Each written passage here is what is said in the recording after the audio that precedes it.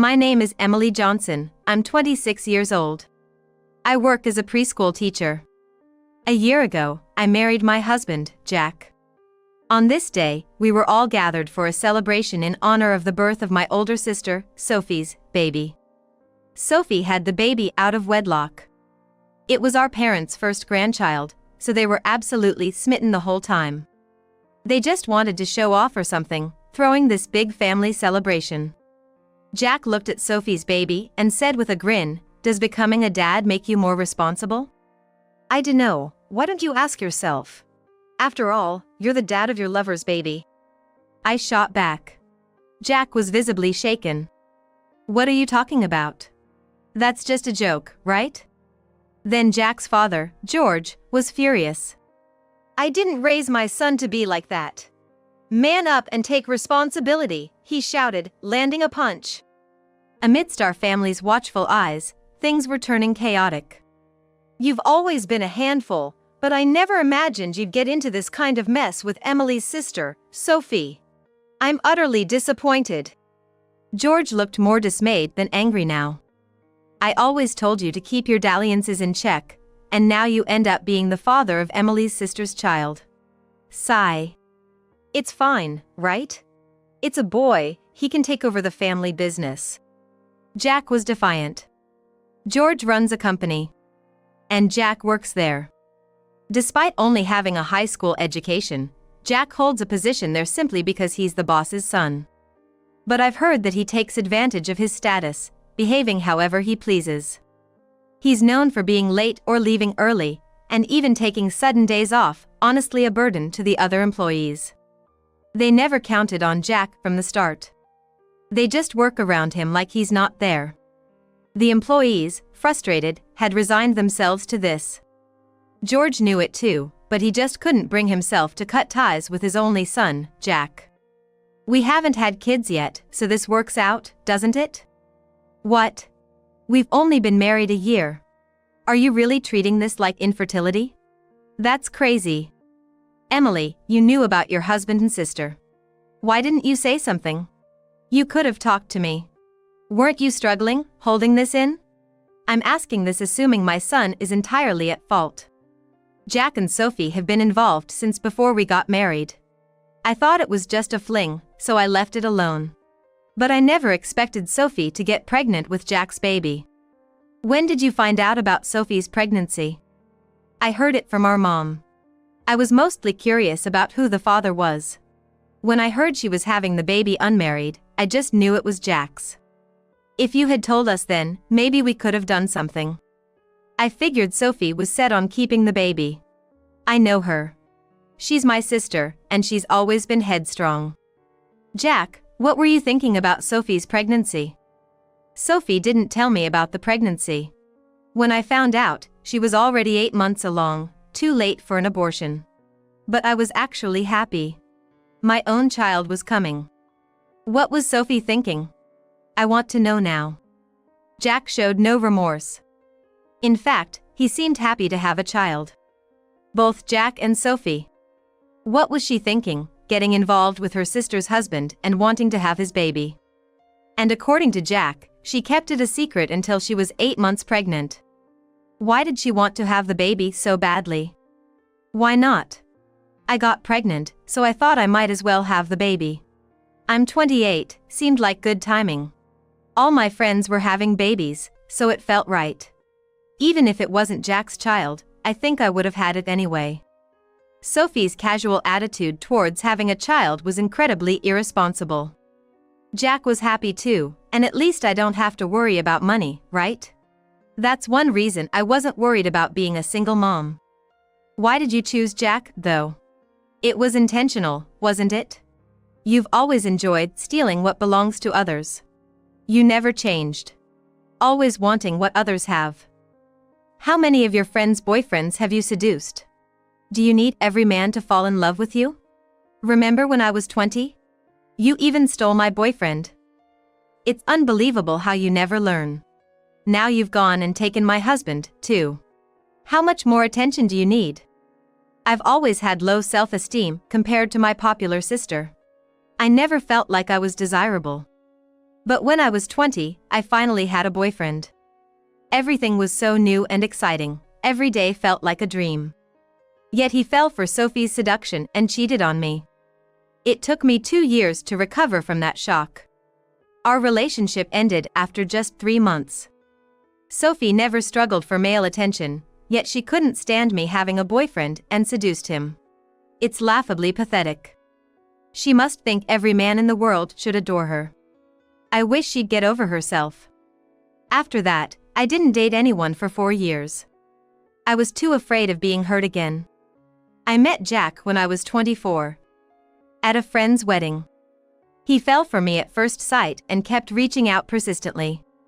Eventually, I decided to give life another chance and took a gamble on Jack. But Sophie hadn't changed. When Jack said he wanted to be with me seriously, I took him home to meet my family. Sophie, you were upset that I got engaged before you. And what really attracted you was that Jack's dad owned a company. You were jealous of the life I would have. So you wanted Jack at any cost, even hoping to bear his heir, right? Of course, wealth is the biggest attraction. If Jack really cared about Emily, he wouldn't have fallen for me, right? Emily was just convenient for him, like a housekeeper who cooks and takes care of things. Then why did Jack choose me? You two were meeting secretly, right? He thought I was a better choice for marriage. You're just the woman in the shadows. Me, in the shadows? I've always been in the spotlight. I was in student council in elementary, the star of the basketball team in middle school. I was smart and popular. My life has always been on easy mode. Jack just happened to choose me. You think you're winning now? Jack got bored of you long ago. You might seem attractive at first, but you're too plain and boring. That's always been your problem. It's no surprise Jack was drawn to me. Then why didn't you tell Jack about the pregnancy until you were 8 months along? You thought he wouldn't want the baby if you told him earlier, right? You were aiming to marry him by bearing his heir, weren't you? Certainly, Sophie might be considered more in the spotlight than in the shadows. Which is why she pursued a career in modeling. Even though she hasn't been very successful. In high school, Sophie worked as a reader model. And later joined a talent agency, but she didn't get any prominent jobs. True, Sophie is pretty and has a great figure. However, in the entertainment industry, there are many people like her. The only work Sophie got was bikini photo shoots. And even those weren't always fully booked, leaving her entertainment career rather unremarkable. Yet, she prides herself on being a model and refuses to see the reality of her situation. She doesn't even work part-time, just living off our parents. How long does she plan to keep insisting she's a celebrity? But as she's getting older, not really considered young anymore, I think Sophie is starting to feel the pressure. Then I brought home Jack, a man with a father who owns a company. Sophie made a drastic shift here. For her, it must have felt like a pivotal moment, a turning point that would dictate the course of her life ahead. Jack, what did you think when you found out Sophie was pregnant? Were you planning to take responsibility in some way? Since Sophie had the baby out of wedlock, were you two discussing your future together? Well, we didn't really talk about the future, but I thought the kid could be the heir to my dad's company. Seeing my own child for the first time today, I felt something. The baby looks like me, you know, the eyes and the amount of hair. But if you continued your married life with Emily, there's a chance you could have had children with her, right? Were you just planning to casually continue with both Emily and Sophie? I don't like being tied down by marriage. Emily is like a wife, and Sophie is more like a partner. I don't really care much about that stuff. I don't see the point. Hey, enough is enough. This is serious.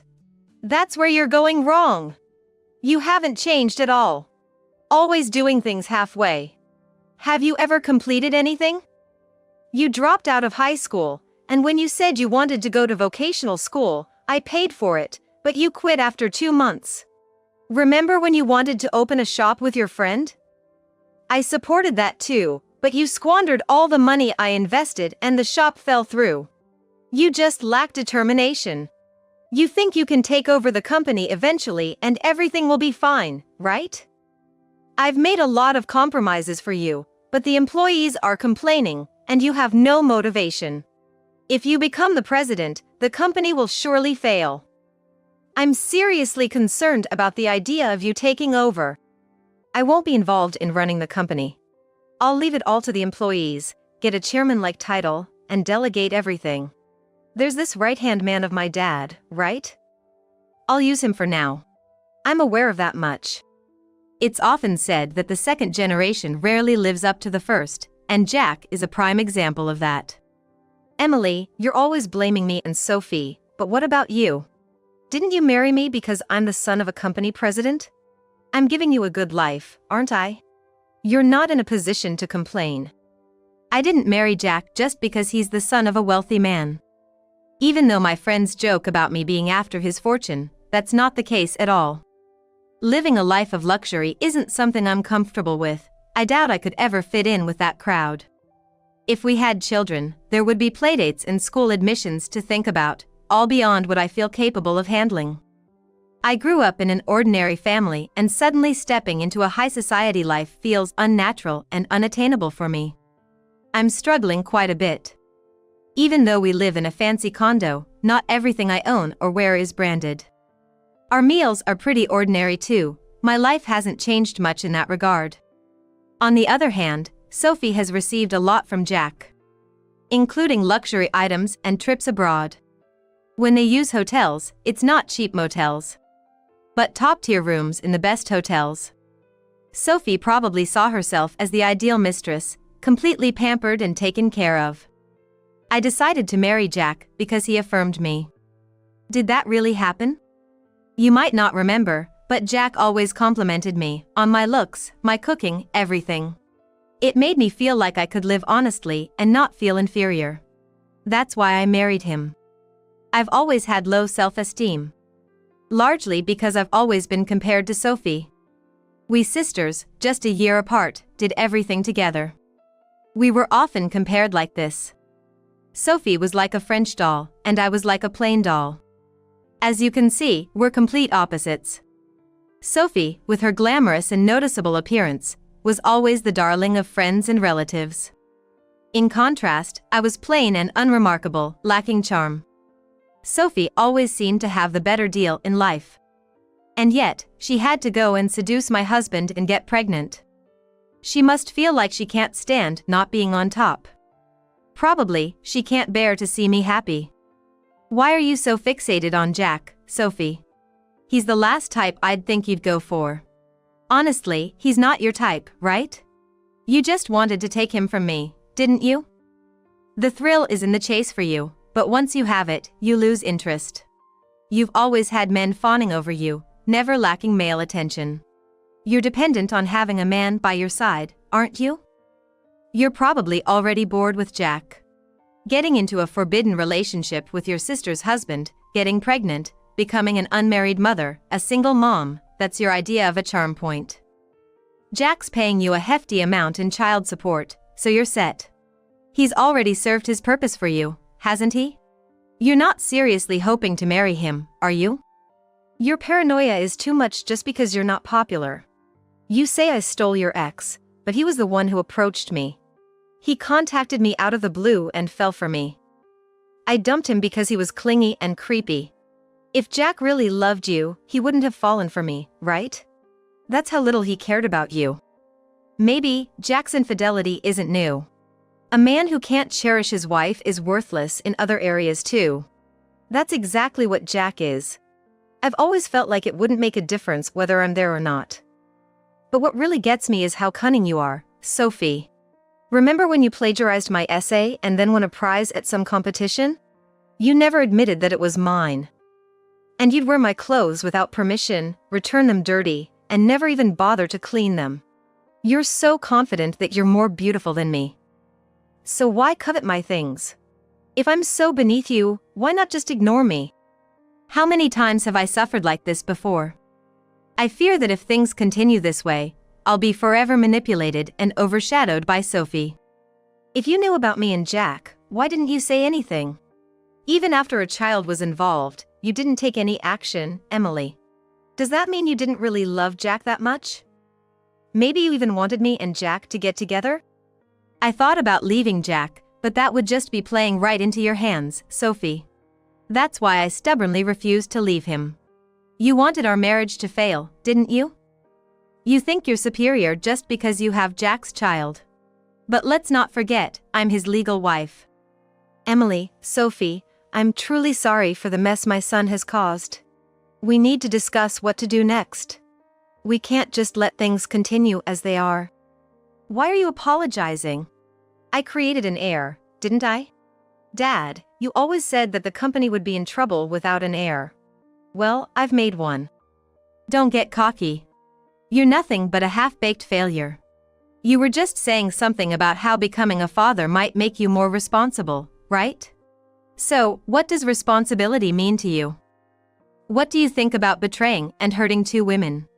I've always cleaned up your messes, but this is about a life. A child has been born, and you have a lifelong responsibility as a parent. What are you planning to do now? Sophie doesn't want to marry me. She just wants to raise my child. I don't hate Emily, and Sophie says she's fine being an unmarried mother. So, I guess I'll just continue my married life with Emily as before. Emily, Sophie, are you okay with this? I just want the child support, that's all. Honestly, I'm torn and confused. Even if I forgive Jack and Sophie now, I'm not sure if I can continue to be his wife as before. My anger seems to be falling on deaf ears. How can there be any sympathy for a husband who had an affair with my own sister? Thankfully, I don't have children yet. Maybe it's better to leave Jack before any children are involved. Even after we started dating, Jack's womanizing ways only decreased a bit. He frequently splurged at nightclubs, using his father's credit card for payments, seemingly thinking the funds were limitless. He loved showing off and being popular among both men and women. George told me that Jack changed after he started dating me. Emily changed Jack. I can't forget George's face, teary-eyed, as he said that. But, right after Jack and I started dating, he cheated on me with Sophie and they began an affair. So, nothing really changed. George used to confide in me about Jack's behavior. He said he had no one else to talk to about it. Jack was selfish and spoiled from a young age. George now regrets having pampered him. Their family was wealthy, so Jack could buy anything he wanted. Being an only child, he hogged all the attention. That was his normal. As a teenager, his rebellious phase attracted bad company. Their mansion had a basement where Jack and his friends partied till dawn. No matter how much George scolded, Jack wouldn't stop. George was seriously worried about his future. Jack often got into fights with students from other schools. George had to apologize and sometimes settle things with money. Yet, George still loved Jack dearly. No matter how much Jack betrayed or rebelled, a parent's love for their child doesn't fade. George decided to groom Jack as his successor. He welcomed him into the company as an employee. The staff knew about Jack's bad behavior and just watched over him. But Jack's attitude was intolerable. I want to ask George, is it okay for Jack to stay like this? Maybe firing Jack would be a kind act of a parent. Having status, honor, and money means you can have a mistress or two, right? Unsuccessful men aren't attractive. Having money is a selling point, isn't it?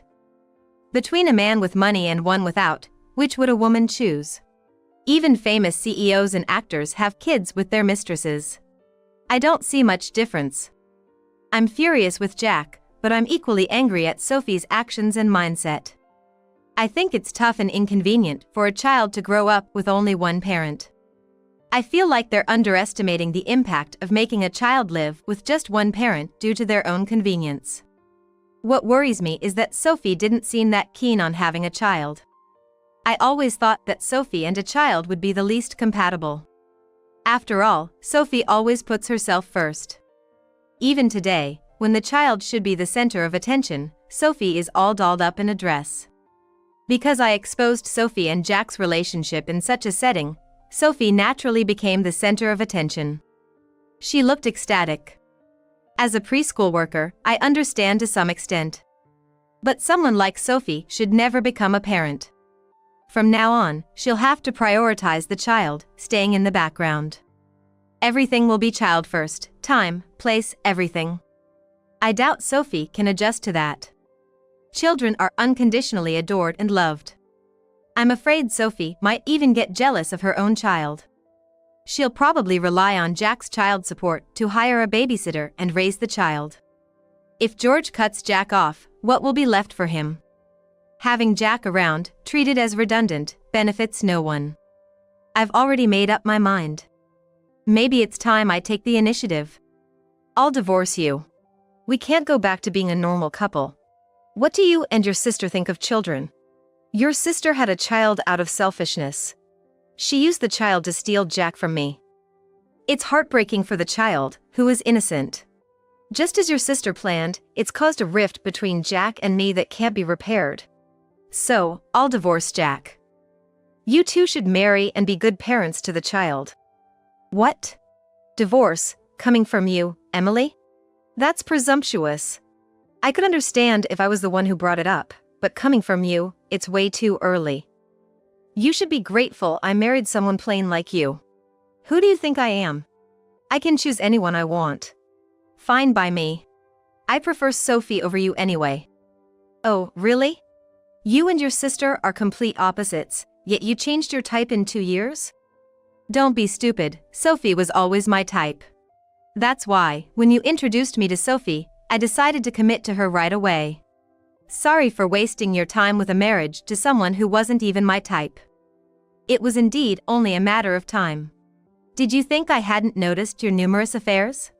You said you'd cut down on your womanizing since you were single, but it was so obvious. After all your philandering, to end up in an affair with your wife's sister, you must have been really desperate. Weren't you taken seriously? You should have realized sooner that women, like those beautiful ladies at the clubs, don't prefer guys like you, Jack. They only paid attention to you because of your money, right? What? Who are you to talk? I've had girlfriends since elementary school.